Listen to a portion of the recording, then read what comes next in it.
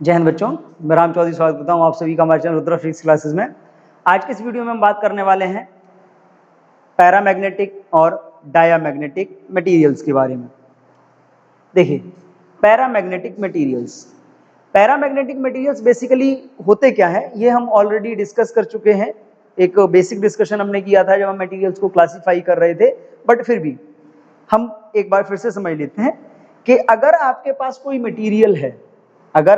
कोई मटेरियल है और जब आप उसको एक्सटर्नल मैग्नेटिक फील्ड में रखते हैं, या यूं कहें कि उस पर कोई मैग्नेटिक फील्ड अप्लाई करते हैं, and then the material is lightly magnetized or weakly magnetized in the direction of magnetic field। यानी कि अगर कोई ऑब्जेक्ट है जिसके पास या मटेरियल है जिस पे आप मैग्नेटिक फील्ड अप्लाई करते हो, और मैग्नेटिक फील्ड अप्लाई करने पे वो अप्लाइड फील्ड की डायरेक्शन में वीकली मैग्नेटाइज होता है, यानी कि वो एक वीक फोर्स एक्सपीरियंस करता है in the direction of magnetic field, those materials are called paramagnetic. यानी कि मैग्नेटाइज हो जाएगा मटेरियल, फोर्स जो होगा वो कैसा होगा, बहुत वीक होगा, डायरेक्शन जो होगी वो मैग्नेटिक फील्ड के अलोंग होगी, यानी कि जो मैग्नेटाइजेशन होगा वो पॉजिटिव होगा। तो इस टाइप के मटेरियल्स को हम क्या बोलते हैं, डायामैग्नेटिक मटेरियल।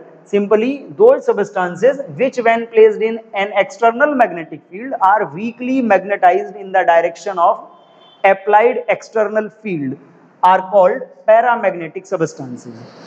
कौन कौन से मटेरियल आते हैं पैरामैग्नेटिक की कैटेगरी में? एल्यूमिनियम है, एंटीमनी है, क्रोमियम है, लिथियम है, ऑक्सीजन है, टंगस्टन एटसेट्रा। ये सारे किस में आते हैं? पैरामैग्नेटिक की कैटेगरी में आते हैं। यानी कि जब भी हम इनको मैग्नेटिक फील्ड में रखेंगे, they will magnetize weakly in the direction of applied field की डायरेक्शन में वीकली मैग्नेटाइज हो जाएंगे। तो ऐसे मटेरियल्स को हम बोलते हैं पैरामैग्नेटिक मटेरियल। अब बात ये आती है कि कोई भी मटेरियल अगर हमको दिया जा रहा है और मान लीजिए हमको ये सेंस नहीं हो पाता कि वो मैग्नेटाइज हो रहा है या किधर हो रहा है, तो हम और कौन कौन सी वो प्रॉपर्टीज होंगी जिनके बेस पे हम इनको पहचान सकते हैं? तो हम बात करते हैं properties of paramagnetic material. Number 1, A paramagnetic substance is feebly attracted by a strong magnet. यानी कि अगर कोई भी मटेरियल है और ये पैरामैग्नेटिक है, इस पैरामैग्नेटिक मटेरियल को जब भी हम किसी स्ट्रॉन्ग मैग्नेट के पास रखेंगे, मान लीजिए हमारे पास एक मैग्नेट है, एक स्ट्रॉन्ग मैग्नेट है, हम जब भी इस मटेरियल को इस मैग्नेट के पास रखेंगे या मैग्नेट को इस मटेरियल के पास रखेंगे, तो ये मटेरियल मैग्नेट की तरफ क्या होगा, फीबली मतलब बहुत वीकली अट्रैक्ट होगा। यानी कि इस मटेरियल पे एक अट्रैक्शन फोर्स लगेगा जो इसको वीकली अट्रैक्ट करेगा towards the magnet. Clear? Diamagnetic में क्या था? डायामैग्नेटिक में ये फीबली रिपेल करता था, रिपल्सन फोर्स लगता था। अब रिपल्सन फोर्स नहीं लगेगा, अब कौन सा फोर्स लगेगा? अट्रैक्शन फोर्स लगेगा इस पे। तो इस टाइप के मटेरियल को हम क्या बोलते हैं? डायामैग्नेटिक और पैरामैग्नेटिक, वीक अट्रैक्शन लगता है। Second, when a paramagnetic substance is placed in magnetic field, the magnetic lines of force prefer to pass through the substance rather than the surrounding। यानी कि अगर हम इसको किसी मैग्नेटिक फील्ड में रखते हैं मटेरियल को, तो मैग्नेटिक फील्ड में रखने पे क्या होगा, जो मैग्नेटिक फील्ड लाइंस होंगी उस स्पेस की, वो मैग्नेटिक फील्ड लाइंस सराउंडिंग से ना जाके क्या होगा, इसके अंदर से जाना पसंद करेंगी। जैसे कोई भी मैग्नेटिक फील्ड लाइन है, बेसिकली मैग्नेटिक फील्ड लाइन अगर इधर जा रही है किनारे से, तो ये किनारे से नहीं जाएगी, ये क्या होगा, ये इसके अंदर से ऐसा जाएगा, इसके अंदर से जाना पसंद करेंगी। फील्ड लाइंस जो होंगी वो इसके अंदर से जाना पसंद करेंगी rather than surrounding. Clear?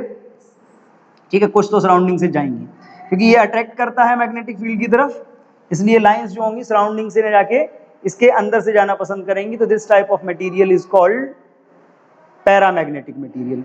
Next property इसमें क्या होती है? When a rod of paramagnetic substance is suspended freely in uniform magnetic field, the rod comes to rest with its longest axis along the direction of external field। यानी कि मान लीजिए ये एक एक्सटर्नल फील्ड है, एक्सटर्नल फील्ड, और इस external field में अगर हम कोई भी रॉड हैंग करते हैं, फ्रीली सस्पेंड करते हैं, किस मटेरियल की बनी हुई? पैरामैग्नेटिक मटेरियल की बनी हुई। मान लीजिए कोई भी रॉड है, इस टाइप से एक रॉड थी, हमने इस टाइप से हैंग किया था इसको। जब भी हम इसको हैंग करेंगे तो क्या होगा, ये धीरे से रोटेट करेगी और रोटेट करके ये कैसी हो जाएगी, ये इसके पैरेलल हो जाएगी। Its longest axis is parallel to the direction of magnetic field, यानी कि रोटेट करके ऐसी। क्लियर? चाहे जैसा आप इसको कर दीजिए हैंग, ये धीरे से रोटेट करेगी और इसकी जो लॉन्गेस्ट एक्सिस होगी that becomes parallel to the applied magnetic field. Next property क्या है? When placed in non-uniform magnetic field, a paramagnetic substance moves from weaker to stronger part of the field. अब देखिए non uniform field में अगर हम रख देंगे, जैसे ये फील्ड ये है, इस टाइप से हमने रिप्रेजेंट किया हुआ है, ये फील्ड क्या है? नॉन यूनिफॉर्म है। इधर कैसा रीजन है? इधर वीक फील्ड है, इस तरह स्ट्रॉन्ग फील्ड है। ठीक, अगर कोई भी पैरामैग्नेटिक मटेरियल आप इसके बीच में रखते हो, पैरामैग्नेटिक मटेरियल आप अगर यहाँ पे रख देते हो, तो इस पैरामैग्नेटिक मटेरियल की टेंडेंसी क्या होगी? ये वीक वाले पार्ट से स्ट्रॉन्ग वाले पार्ट की तरफ मूव करने लगेगा। क्यों मूव करेगा? क्योंकि इस पे एक फोर्स लगेगा and due to that force ये क्या करेगा? इस डायरेक्शन में मूव करने लगेगा from the weaker region to stronger region. जबकि डायामैग्नेटिक मटेरियल में ऑलरेडी आपने पढ़ा है कि ये रिवर्स हो जाता है, स्ट्रॉन्ग से वीक की तरफ जाता है। क्लियर है? नेक्स्ट प्रॉपर्टी क्या है? The relative permeability mu r of a diamagnetic substance is always more than 1. जो रिलेटिव परमिएबिलिटी होगी वो कैसी होगी? मोर देन 1 होगी। ठीक, अब अगर ये मोर देन 1 है तो एक रिलेशन आपने बहुत कॉमनली पढ़ा हुआ है। क्या रिलेशन पढ़ा है? म्यू आर इज इक्वल क्या होता है? 1 plus chi M. Mu R is 1 plus chi M. Clear है? अब ये रिलेशन अगर हम अप्लाई कर देते हैं, इसका मतलब क्या होगा? इसका जो काई एम होगा, इसका काई एम कैसा आएगा? पॉजिटिव आएगा। कैसा आएगा? पॉजिटिव आएगा। ठीक, क्यों आएगा पॉजिटिव? उसके पीछे एक रीजन है, क्योंकि अगर हम यहाँ पे बात करते हैं mu R minus chi M is equal क्या हो जाएगा? 1। और म्यू आर जो है वो मोर देन 1 होता है, that is more than 1, that means chi M कैसा होगा? एक पॉजिटिव नंबर होगा। तो सिंपली यहां से निकल के आता है magnetic susceptibility of A diamagnetic substance varies inversely with temperature. कैसा होता है? And have positive value, have positive value. कैसी वैल्यू होती है? पॉजिटिव होती है और इनवर्सली वेरी करती है with temperature. Inversely varies with temperature. Clear? Temperature के इनवर्सली प्रोपोर्शनल होगी और पॉजिटिव वैल्यू होगी, ये बात भी। तो अगर आपको काई एम दिया जाता है, मैग्नेटिक ससेप्टिबिलिटी दिया जाता है, तो उसके बेस पे भी मटेरियल का आप जजमेंट कर सकते हो। कई बार बोर्ड एग्जाम में से रिलेटेड क्वेश्चंस भी आते हैं कि आपको म्यू आर या काई एम दिया जाता है या फिर इस टाइप का मैग्नेटिक फील्ड लाइन का पैटर्न दिया जाता है, मटेरियल से पास होने वाली फील्ड लाइंस दी जाती हैं, आपसे बोला जाता है identify the nature of material. तो आपको प्रॉपर्टीज मालूम होनी चाहिए। अगर आपको प्रॉपर्टीज मालूम होंगी तो आप उसको आइडेंटिफाई कर पाओगे, और नहीं मालूम होंगी तो नहीं कर पाओगे। बहुत कॉमन सी बात है। ठीक है, देखिए आगे बात करते हैं। आगे देखिए behaviour of paramagnetic materials in external magnetic field. अब बात ये आती है कि ये ऐसा क्यों बिहेव करते हैं, क्योंकि हमने पीछे भी पढ़ा था डायामैग्नेटिक मटेरियल में कि वो रिपेल करते थे, और उसके पीछे भी एक लॉजिकल रीजन था। अब बात ये आती है कि अगर हम इनको जो पैरामैग्नेटिक हैं, इनको अगर हम एक्सटर्नल मैग्नेटिक फील्ड में रख रहे हैं तो ये फील्ड की तरफ अट्रैक्ट होते हैं। ठीक है, भले ही वो अट्रैक्शन बहुत वीक हो, फीवली अट्रैक्ट करते हैं, बट अट्रैक्ट तो करते हैं। अब इसके अट्रैक्शन के पीछे लॉजिक क्या है? तो इसके अट्रैक्शन के पीछे बहुत कॉमन सा लॉजिक है कि आपके पास कोई भी मटेरियल है, ठीक, ये एक मटेरियल है, तो इस मटेरियल में आपको ये भी मालूम है every atom will behave like a magnetic dipole due to the revolution of electron around the nucleus. Atom में जो इलेक्ट्रॉन्स होते हैं वो न्यूक्लियस के सराउंडिंग में रिवॉल्व करते हैं, and due to that revolution every atom will behave like a magnetic dipole. हर एटम क्या करता है? मैग्नेटिक डाइपोल की तरह बिहेव करता है, यानी कि हर एटम के पास मैग्नेटिक मूवमेंट होता है। बट जब मैग्नेटिक फील्ड कितना था, हमने इस पे कोई एक्सटर्नल मैग्नेटिक फील्ड अप्लाई नहीं किया था, एट दैट टाइम इसके जो एटम्स होंगे उनका मैग्नेटिक मूवमेंट जो होगा that is random. That means her atom का मैग्नेटिक मूवमेंट डिफरेंट डायरेक्शन में होगा, जिसके कारण यहाँ पे नेट मैग्नेटिक मूवमेंट जो होगा मटेरियल का वो कितना होगा? 0 होगा, और वो कोई भी प्रॉपर्टी शो नहीं करता। क्लियर? बट जैसे ही हम इस मटेरियल के ऊपर, ये मटेरियल था, हम क्या करेंगे, हम इसके ऊपर एक्सटर्नल मैग्नेटिक फील्ड को अब की बार अप्लाई करेंगे। मतलब एक्सटर्नल मैग्नेटिक फील्ड जीरो नहीं है, तो जैसे ही हम इस मटेरियल पे एक्सटर्नल मैग्नेटिक फील्ड अप्लाई करेंगे तो due to that external magnetic field क्या होगा, इसके अंदर जितने भी एटम हैं, यानी कि जितने भी मैग्नेटिक डाइपोल बन रहे हैं, क्योंकि एटम मैग्नेटिक डाइपोल की तरह बिहेव करता है, तो हर मैग्नेटिक डाइपोल पे, या यूं कहें कि हर एटम का जो मैग्नेटिक मोमेंट है उस पे क्या होगा, एक टॉर्क वर्क करेगा। एक्सटर्नल मैग्नेटिक फील्ड क्या करेगा, it will apply torque on magnetic dipole, and due to that torque dipole will rotate and align in the direction of magnetic field। यानी कि जैसे ही आप ये एक्सटर्नल मैग्नेटिक फील्ड इस पे अप्लाई करोगे, तो आपने कॉन्सेप्ट पढ़ा हुआ है कि एक्सटर्नल मैग्नेटिक फील्ड जैसे ही लगता है किसी मैग्नेटिक डाइपोल पे, तो डाइपोल पे एक टॉर्क जनरेट होता है, और ये जो डाइपोल इधर उधर भाग रहे थे इन सब पे क्या होगा, टॉर्क वर्क करेगा, and due to that torque सारे के सारे जो डाइपोल होंगे वो क्या होगा, एक डेफिनेट डायरेक्शन में, यानी कि फील्ड की डायरेक्शन में अलाइन हो जाएंगे, और इस मटेरियल में मैग्नेटिक मूवमेंट जनरेट हो जाएगा, and due to that magnetic movement it will lightly attract, एक मैग्नेटिक मूवमेंट जनरेट हो जाएगा, भले ही वो मैग्नेटिक मूवमेंट बहुत कम अमाउंट का होगा, but net magnetic movement induce हो जाता है मटेरियल में, जिसके कारण वो फील्ड की डायरेक्शन में लाइटली अट्रैक्ट होने लगता है। तो ये पूरा बिहेवियर है, पूरा का पूरा प्रोसीजर है, जिसके कारण पैरामैग्नेटिज्म मटेरियल में जनरेट होता है।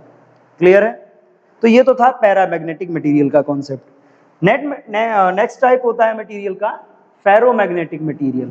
अब देखिए फेरोमैग्नेटिक मटेरियल है क्या, बेसिकली फेरोमैग्नेटिक और पैरामैग्नेटिक में केवल डिफरेंस है इंटेंसिटी का। दोनों मटेरियल्स ऑलमोस्ट सेम होते हैं, ऑलमोस्ट सेम होते हैं, कोई भी डिफरेंस नहीं है। There is only difference of intensity. केवल किसका डिफरेंस है? इंटेंसिटी का डिफरेंस है। इंटेंसिटी का डिफरेंस होने का मतलब क्या है कि जो पैरामैग्नेटिक मटेरियल थे, जब हम उन पे मैग्नेटिक फील्ड को अप्लाई करते थे तो वो वीकली अट्रैक्ट होते थे, जबकि फेरोमैग्नेटिक मटेरियल क्या है, जैसे ही आप स्ट्रॉन्ग मैग्नेटिक फील्ड अप्लाई करोगे, एक्सटर्नल मैग्नेटिक फील्ड अप्लाई करोगे, they will strongly attracted towards the magnet. वो क्या होगा, वो मैग्नेट की तरफ स्ट्रांगली अट्रैक्ट होंगे। तो ऐसे मटेरियल्स को हम बोलते हैं फेरोमैग्नेटिक मटेरियल। और फेरोमैग्नेटिक मटेरियल में कौन सा एग्जांपल आपने बहुत अच्छे से सुन रखा है, समझ रखा है, कौन सा? भाई जिस मटेरियल को आप यूज करते हो टेस्टिंग ऑफ मैग्नेट के लिए, कौन सा कौन सा मटेरियल होता है? Yes, that is iron, that is iron. तो सिंपली और भी हैं, निकिल और कोबाल्ट भी होते हैं। तो हमने क्या पढ़ा है, दोज मटेरियल्स और those substances which when placed in external magnetic field are strongly magnetized in the direction of applied external magnetic field। यानी कि जब भी इन पे एक्सटर्नल मैग्नेटिक फील्ड अप्लाई किया जाएगा, they are strongly magnetized in the direction of magnetic field. These type of materials are called ferromagnetic materials. कौन कौन से एग्जांपल्स हैं फेरोमैग्नेटिक मटेरियल्स के? आयरन है, निकिल है, कोबाल्ट। अगर इन मटेरियल्स पे हम एक्सटर्नल मैग्नेटिक फील्ड अप्लाई करते हैं तो ये मटेरियल क्या होते हैं? These are strongly attracted towards the magnet. केवल इंटेंसिटी का फर्क है, वो स्लोली वीकली अट्रैक्ट करते थे, ये कैसे करते हैं? स्ट्रांगली अट्रैक्ट करते हैं। क्लियर है? अब देखिए बात वही से आती है, जैसे हमने डायामैग्नेटिक की प्रॉपर्टीज पढ़ी, पैरामैग्नेटिक की प्रॉपर्टीज पढ़ी, वैसी फेरोमैग्नेटिक की भी प्रॉपर्टीज होंगी जिनकी बेस पे हम इनको जज करेंगे। क्या प्रॉपर्टीज हैं देखते हैं। Number 1, a ferromagnetic substance is strongly attracted by a strong magnet। यानी कि अगर आपके पास कोई भी मैग्नेट है, यहाँ पे अगर ये मैग्नेट रखी है और इसके आसपास अगर आप कोई फेरोमैग्नेटिक मटेरियल रखोगे तो ये क्या होगा? स्ट्रांगली अट्रैक्ट करेगा, स्ट्रांगली अट्रैक्ट करेगा टुवर्ड्स द मैग्नेट। यानी कि इस पे एक स्ट्रांग फोर्स वर्क करेगा और ये मैग्नेट की तरफ बहुत तेजी से अट्रैक्ट होगा। ठीक, क्योंकि इसका अट्रैक्शन पावर तेज है। अट्रैक्शन पावर तेज है तो ये फील्ड लाइंस को भी क्या करेगा? एब्जॉर्ब करने की कोशिश करेगा। तो नेक्स्ट प्रॉपर्टी वही है, when a ferromagnetic substance is placed near a magnetic field या in a magnetic field, the magnetic lines tends to crowded in the substance. यानी कि अगर मैग्नेटिक फील्ड को हम इसमें रख देते हैं, तो जैसे मान लीजिए ये मटेरियल रखा हुआ है तो जो मैग्नेटिक फील्ड लाइंस होंगी जो इसके सामने वाली होंगी वो तो इसके अंदर से जा ही रही होंगी, यहाँ तक कि जो दूर दूर वाली मैग्नेटिक फील्ड लाइंस भी होंगी वो भी क्या करेंगी, वो भी क्राउडेड इसके अंदर से जाने की कोशिश करेंगी इस टाइप से।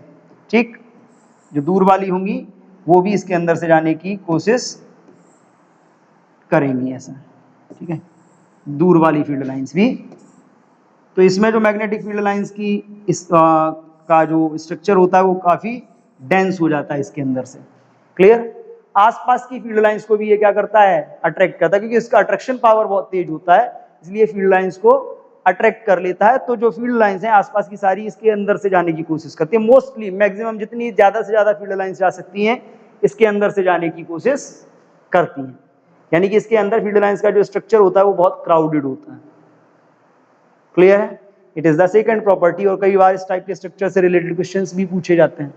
नेक्स्ट प्रॉपर्टी की अगर हम बात करते हैं तो नेक्स्ट प्रॉपर्टी क्या होगी, when a rod of ferromagnetic substance is suspended freely in the uniform magnetic field it quickly aligns itself in the direction of external field.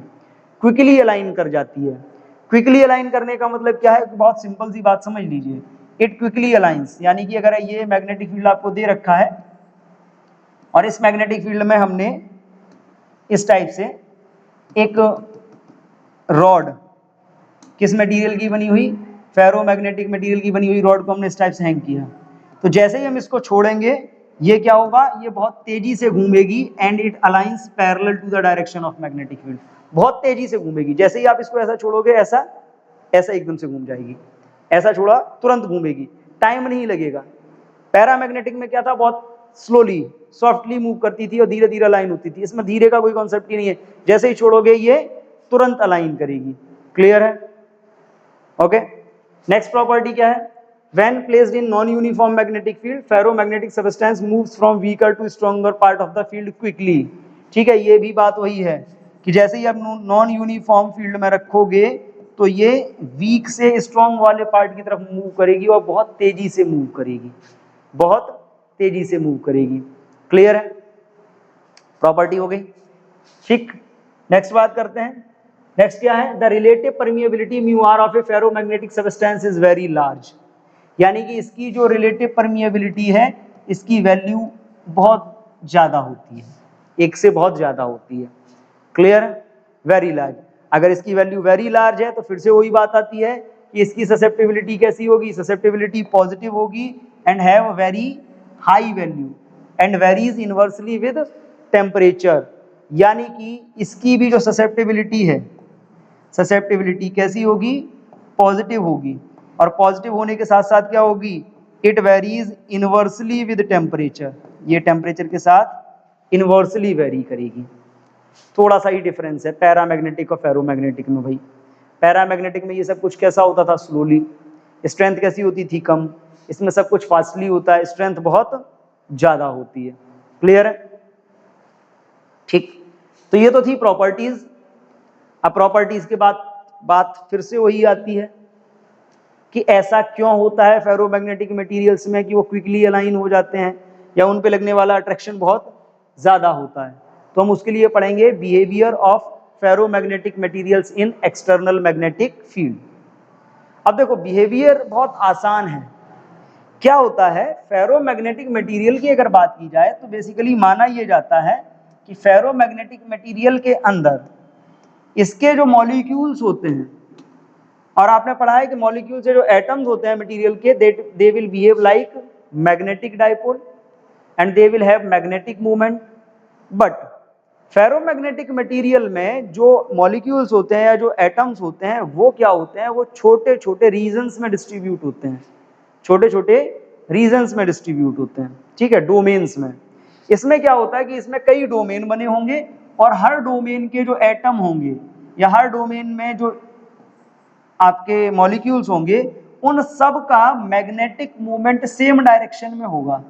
एक डोमेन में जितने भी एटम होंगे सबका मैग्नेटिक मूवमेंट कैसा होगा, सेम डायरेक्शन में होगा। बट अलग अलग डोमेन के जो होंगे वो सब कैसे होंगे, अलग अलग डायरेक्शन में होंगे। That's why when we will use no external field its net magnetic movement is zero. ठीक है, डोमेन होते हैं और एक डोमेन के जितने भी होंगे सारे के सारे कैसे होंगे, सेम डायरेक्शन में होंगे।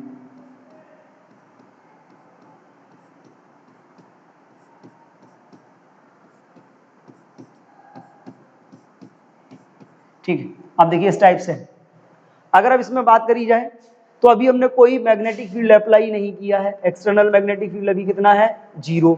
एक्सटर्नल मैग्नेटिक फील्ड 0 है तो देखो every domain have some magnetic movement but the net magnetic movement of material is 0। अब इस मटेरियल को हम जैसे ही रखेंगे कहां, एक्सटर्नल मैग्नेटिक फील्ड में। जैसे ही हम एक्सटर्नल मैग्नेटिक फील्ड में रखेंगे तो आपने फिर से वही बात पढ़ी है कि एक्सटर्नल मैग्नेटिक फील्ड में रखा जाएगा तो टॉर्क वर्क करेगा on every dipole and they will align in the direction of magnetic field. हाँ, अब यहां पे क्या होता है, यहां पे पहले से ही एक डोमेन के एक साइड है तो इनके अलाइनमेंट में इतना टाइम नहीं लगता। हम जैसे ही मैग्नेटिक फील्ड को अप्लाई करते हैं वैसे ही सारे के सारे एटम बहुत क्विकली एक डायरेक्शन में अलाइन हो जाते हैं, यानी कि जितने भी डोमेन होंगे हर डोमेन का जो इलेक्ट्रॉन होगा वो एक ही डायरेक्शन में अलाइन हो जाएगा क्विकली, बहुत जल्दी से। ठीक, बहुत जल्दी से अलाइन हो जाते हैं इस टाइप से। अब ये दिया है, अब जैसे ही हम रखेंगे मैग्नेटिक फील्ड अप्लाई करेंगे, मैग्नेटिक फील्ड हमने इस पे अप्लाई किया, they will quickly align in the direction of magnetic field. सारे के सारे बहुत तेजी से एक ही डायरेक्शन में मैग्नेटिक फील्ड की डायरेक्शन में अलाइन हो जाएंगे, क्योंकि हर डोमेन में जो एटम्स होते हैं या जो मैग्नेटिक डायपोल्स हैं इनकी डेंसिटी बहुत ज़्यादा होती है, इसलिए इनमें डेवलप होने वाला जो मैग्नेटिक मोमेंट है वो कैसा होता है, बहुत स्ट्रॉन्ग होता है। सब के सब देखो एक ही डायरेक्शन में अलाइन हो जाएंगे जैसे ही हम अप्लाई करेंगे।